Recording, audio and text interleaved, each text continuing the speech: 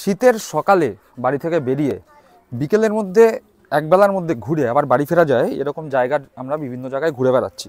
আর আজকে ঠিক এরকমই একটা জায়গায় চলে এসেছি আগরপাড়ায় রানী রাসমণির বংশের একটি মন্দিরে।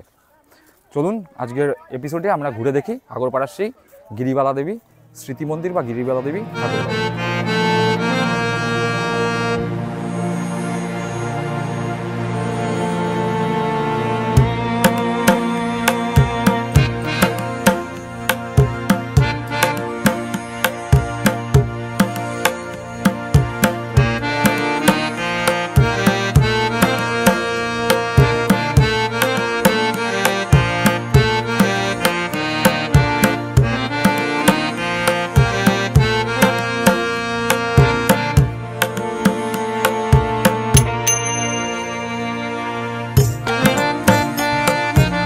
আমরা চলে এসেছি আগরপাড়ার গিরিবালা ঠাকুরবাড়িতে। এই ঠাকুরবাড়ির রয়েছে ঐতিহ্য, রয়েছে ইতিহাস। আপনারা জানলে অবাক হবেন যে এই ঠাকুরবাড়ি প্রতিষ্ঠা করেছিলেন রানী রাসমণির নাত বউ গিরিবালা দেবী। তার উদ্যোগেই মূলত 1911 সালে 13ই জ্যৈষ্ঠ এই মন্দির প্রতিষ্ঠিত হয় এবং এই মন্দিরটি সম্পূর্ণ সাদা রঙের এবং এর গঠনশৈলী সম্পূর্ণভাবে রানী রাসমণির তৈরি দক্ষিণেশ্বরের মন্দিরের মতো। তাই একে আগরপাড়ার দক্ষিণেশ্বরও অনেকে বলে থাকেন। যদিও আমরা জানি যে দক্ষিণেশ্বরের পূজিতা দেবী মা কালী, কিন্তু এখানে যে মন্দিরের মূল গর্ভগৃহ রয়েছে সেখানে আমরা দেখতে পেলাম শ্রীকৃষ্ণ এবং রাধার মূর্তি, সঙ্গে তার নিচে একটি গোপাল মূর্তিও রয়েছে। এছাড়া এই মন্দিরে আরও রয়েছে তিনটে করে মোট 6টি শিব মন্দির। এখন সেগুলো আমরা দেখে নিই।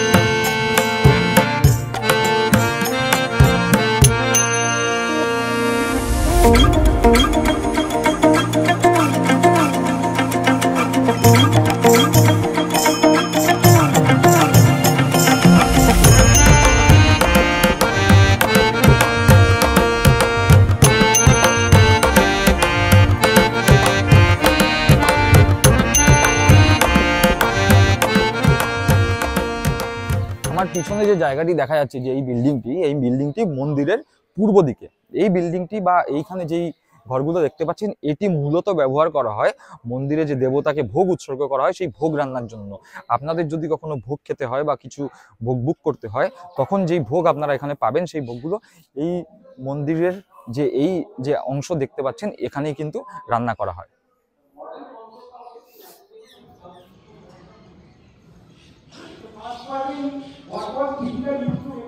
এই মন্দিরের গঠন শৈলী নিয়ে এবার একটু কথা বলি।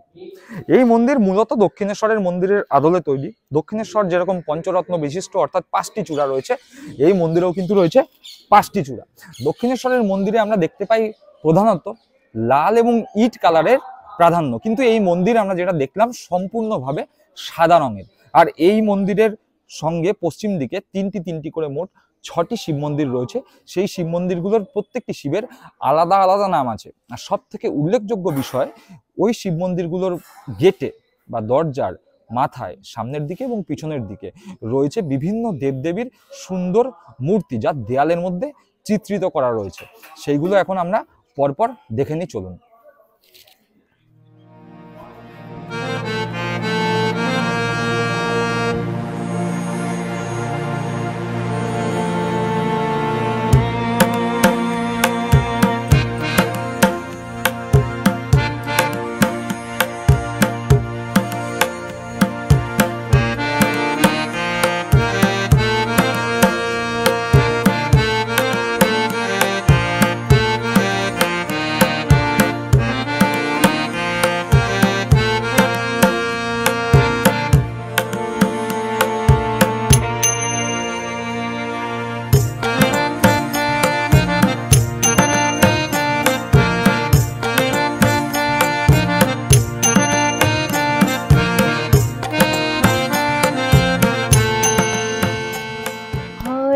কৃষ্ণ নাম দিল প্রিয় বলো রাম, রাখাল রাজা নাম রাখে ভক্ত শ্রীদাম।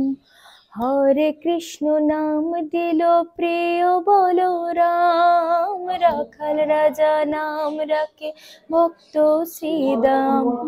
যশোদা জননী বলে জাদু বাছা ধন, যশোদা জননী বলে জাদু বাছা ধন। অষ্টোত্তর শত নাম পেল নারায়ণ।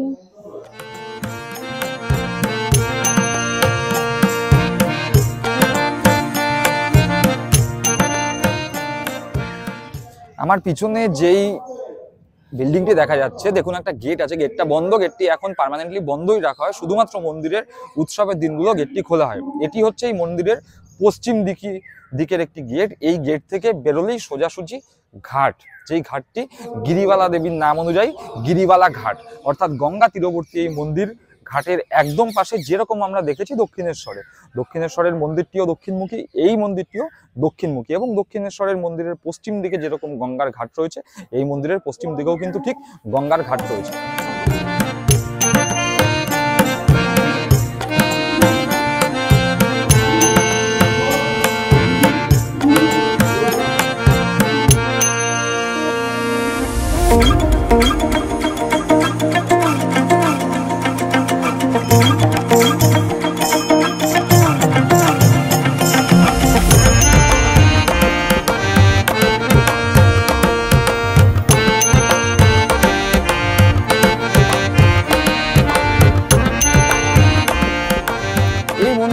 আরো একটি অন্যতম মূল বৈশিষ্ট্য হলো এই মন্দিরের নাট মন্দির। আমরা দক্ষিণেশ্বরের আদলেই ব্যারাকপুরে তৈরি অন্নপূর্ণা মন্দিরে কি দেখতে পাই, সেখানেও রয়েছে নাট মন্দির। এই দুটো নাট মন্দির সম্পূর্ণভাবে ভারতীয় শিল্পরীতিতে তৈরি হয়েছে, কিন্তু এই মন্দিরের বৈশিষ্ট্য যেটি, আমার পিছনে যে নাট মন্দিরটি দেখা যাচ্ছে, এই নাট মন্দির কিন্তু নিজের একটি নিজস্ব বৈশিষ্ট্য তুলে ধরেছে আমাদের জন্য। কি সেই বৈশিষ্ট্য? এই নাট মন্দিরের বৈশিষ্ট্য হচ্ছে এটি ভারতীয় এবং ইউরোপীয় শিল্পরীতিতে তৈরি। আপনারা একবার নাট মন্দিরের যে ভিডিও আমি রাখছি স্ক্রিনে, সেটা একবার দেখে নিন।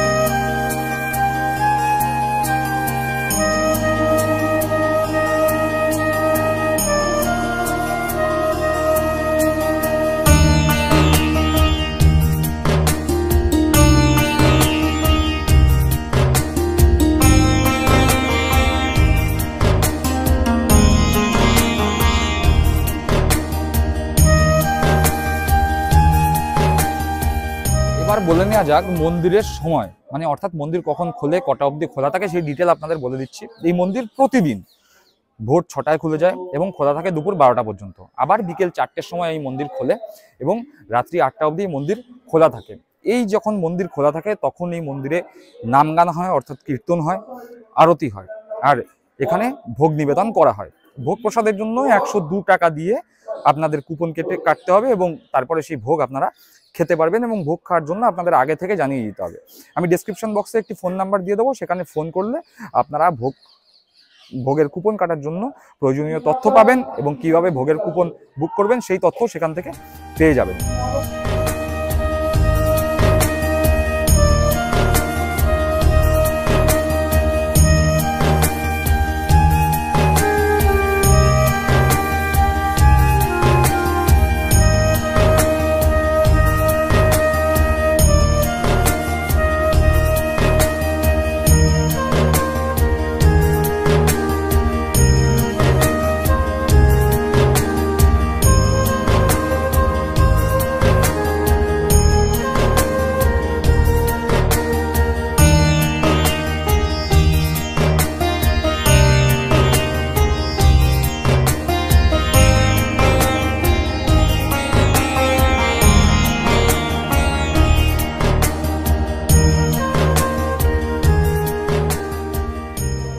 এবার বলে নেওয়া যাক কিভাবে এই মন্দিরে আসবেন।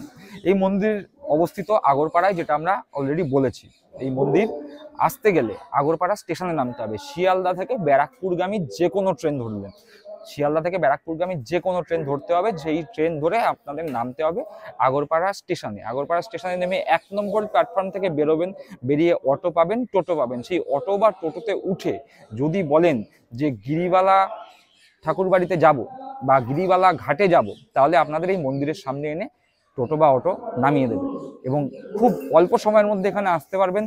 এই শীতকাল পড়ে গিয়েছে, এই শীতকালে বাড়ির লোকজনদের নিয়ে, বাড়ির বাচ্চাদের নিয়ে, বাড়ির বয়স্কদের নিয়ে যদি একবেলায় ভালোভাবে ঘুরে আবার বিকেলবেলা বাড়ি যেতে চান, তাহলে এই জায়গাটি হতে চলেছে অন্যতম একটি গুরুত্বপূর্ণ জায়গা এই শীতে ঘুরে দেখার জন্য। আমরা ঘুরে দেখলাম, আর আপনাদের কেমন লাগলো এই ভিডিওটি দেখে আপনারা ভালো থাকবেন, সুস্থ থাকবেন, আর সঙ্গে থাকবেন আমাদের চ্যানেল দ্য ট্রাভেল ফিভারের।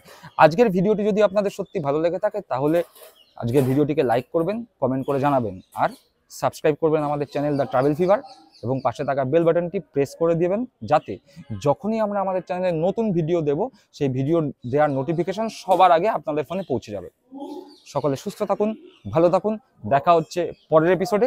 আজকের মতো বিদায়।